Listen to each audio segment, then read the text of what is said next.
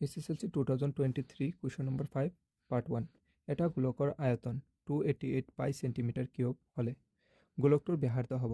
আমাৰ হাতত দিয়া আছে গোলকৰ আয়তন 288 পাই সেন্টিমিটাৰ কিউব এটা চোৱা আমি জানো গোলকৰ আয়তনৰ সূত্ৰ 4/3 পাই r কিউব 4/3 পাই r কিউব হৈছে গোলকৰ আয়তনৰ সূত্ৰ গোলকৰ আয়তন কিমান দিয়া আছে 288 পাই সেন্টিমিটাৰ কিউব এটা চোৱা এতিয়া এফালে যদি r কিউব ৰাখি দিও বাকিখিনি ইকুৱেলৰ হেতু সাইডত লৈ যাও 288 4 আহি ডিভাইড হৈ যাব আৰু পাই আহি এফালে ডিভাইড হৈ যাব আৰু 3 ডিভাইডত আছে এফালে আহিলে মাল্টিপ্লাই হৈ যাব এতিয়া r cube is equals to so পাই দি পাই কেনসেল হৈ যাব 4 দি 288 ক হৰণ কৰি দিয়া পাই দি পাই কেনসেল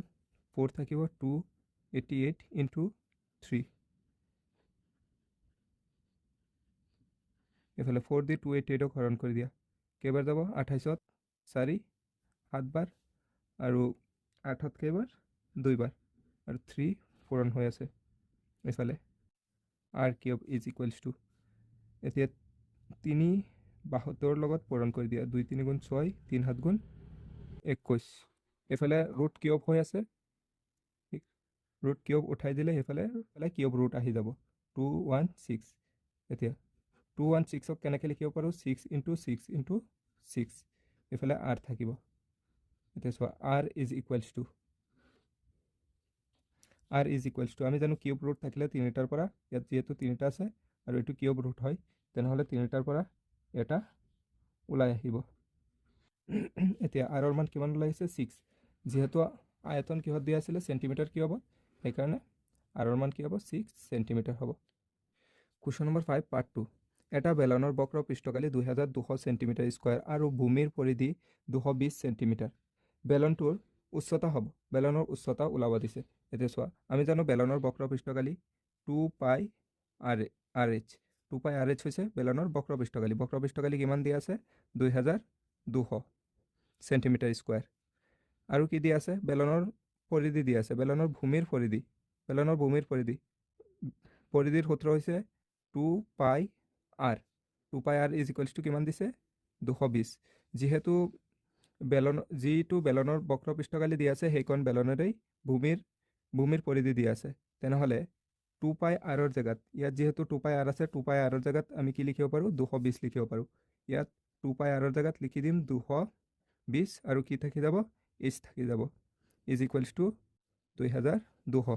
এফালে 220 h ৰ লগত কি হৈ আছে পূৰণ হৈ আছে h হৈছে উচ্চতাৰ লগত পূৰণ হৈ আছে এফালে গুচি গলে কি হ'ব হৰণ হৈ যাব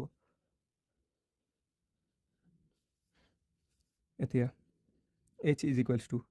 0 দি 0 কেনসেল আৰু 22 দি 22ত একবাৰ আৰু 0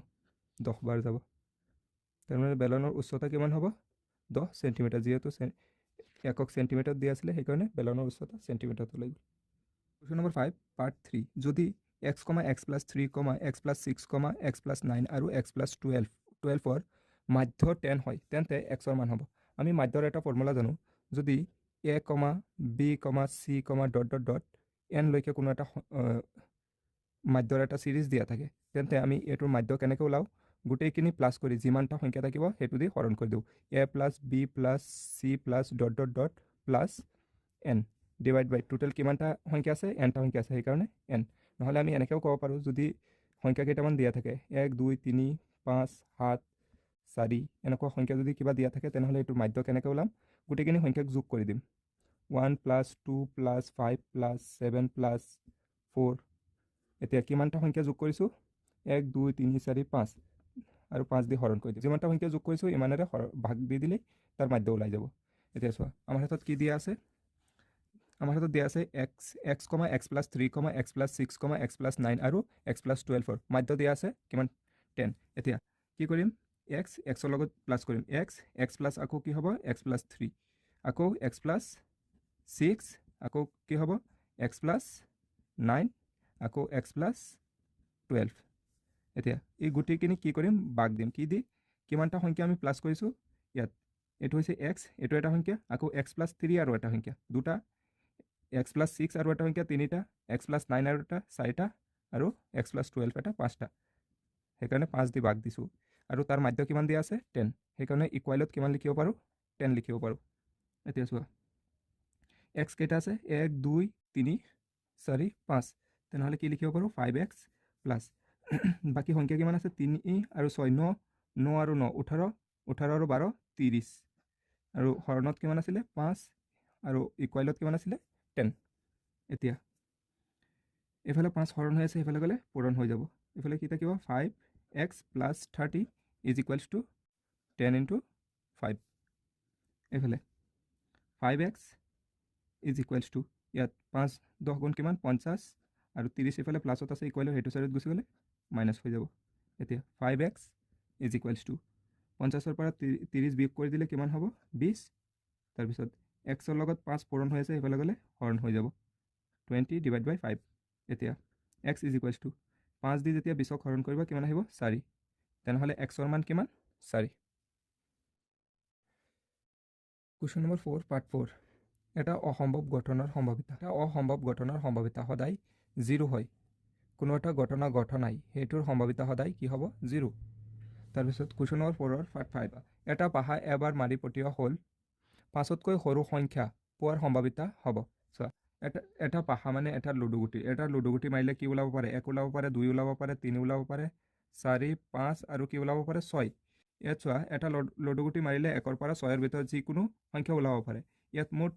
ফলাফলৰ সংখ্যা কিমান হ'ব 6 হ'ব। এতিয়া কি কৈছে 5তকৈ সৰু, 5তকৈ সৰু 5 ল'ব নোৱাৰিম, 5তকৈ সৰু, 5তকৈ সৰু কি কি আছে 1 2 3 4 লৈকে আছে। ইয়াত ফলাফলৰ সংখ্যা কি হ'ব 5তকৈ সৰু সংখ্যাৰ ফলাফলৰ সংখ্যা হ'ব কিমান 4 হ'ব। 5তকৈ সৰু সংখ্যা হোৱাৰ সম্ভাৱিতা হ'ব 5তকৈ সৰু কেইটা সংখ্যা আছে 4টা, 4, আৰু মুঠ সংখ্যা কিমানটা আছে 6টা। এইটো কটাকটি কৰিলে 2 আৰু 3, 3 ভাগৰ 2।